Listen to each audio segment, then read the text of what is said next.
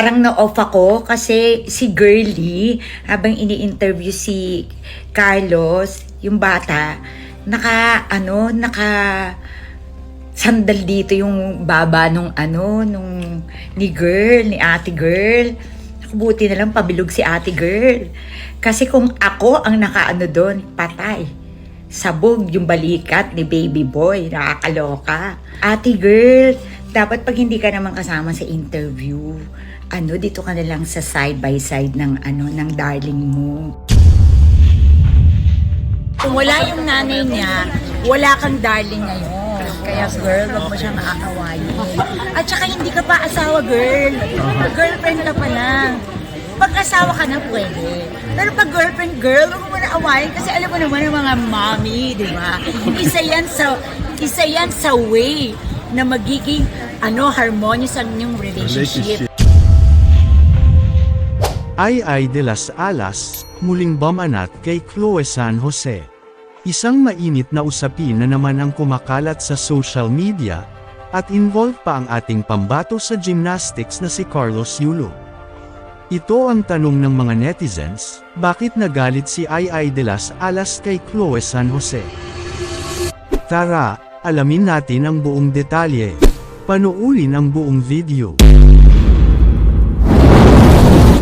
Kumusta mga idol? Mayroon naman tayong bagong chika sa inyo. Bago yan, welcome sa channel ni Mr. JV. Matagal nang usap-usapan ang issue sa pagitan ng kanyang girlfriend na si Chloe San Jose at ang pamilya ni Carlos Yulo. Marami ang nagsasabi na si Chloe ang dahilan ng pagkakalayo ng loob ni Carlos sa kanyang pamilya, lalo na sa kanyang ina, na si Angelica Yulo. Kaya naman, muli nagbigay ng opinyon si Ai de las Alas tungkol sa usapin. Bilang isa sa mga hosts ng bagong season ng The Clash sa GMA7, natanong siya ng isang showbiz insider tungkol sa isyong ito, at mabilis ang kanyang tugon. Ayon kay Ai, sana raw ay maayos na ang gusot sa pagitan ni Carlos at ng kanyang pamilya. Sinabi rin niya na dapat magkaroon ng respeto si Chloe sa mga magulang ni Carlos, lalo na sa kanyang ina. Payo ni Ai kay Chloe, nanay niya yan girl. Kung wala yung nanay ni Carlos, wala kang darling ngayon. Dagdag pa niya, hindi ka pa asawa, girlfriend ka pa lang. Kaya huwag mo munang awayin.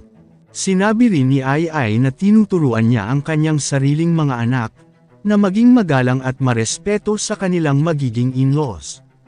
Ayon sa kanya, mahalaga ang respeto para magkaroon ng harmonious na relasyon, hindi lamang sa pagitan ng mag-asawa, kundi pati na rin sa kanilang mga pamilya.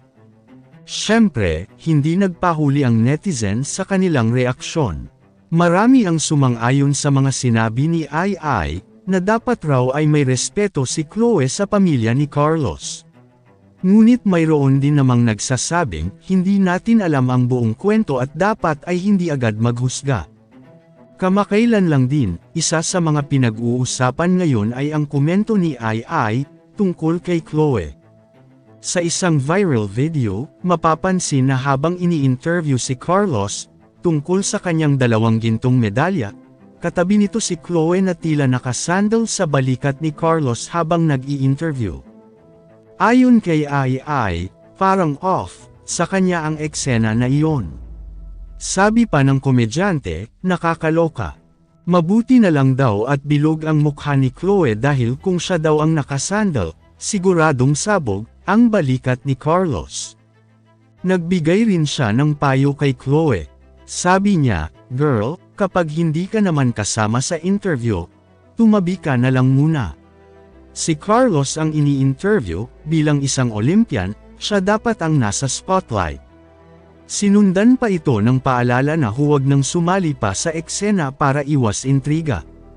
Nagbigay din ng opinyon si Ai tungkol sa mga personal na tanong na ibinabato kay Carlos. Ayon sa kanya, dapat ay tigilan na ang pag-ungkat sa personal na buhay ni Carlos. Hindi naman showbiz na tao si Carlos, sabi niya. Kaya dapat ay sports-related na tanong na lang ang ibato sa kanya, at huwag nang haluan pa ng personal issues. Bago matapos ang video na ito, Ano ang masasabi nyo sa chika topic natin ngayon? At syempre inaanyayahan ko kayo na mag-like at share, para mas lalo pa mabulabog ang mga marites at paretes.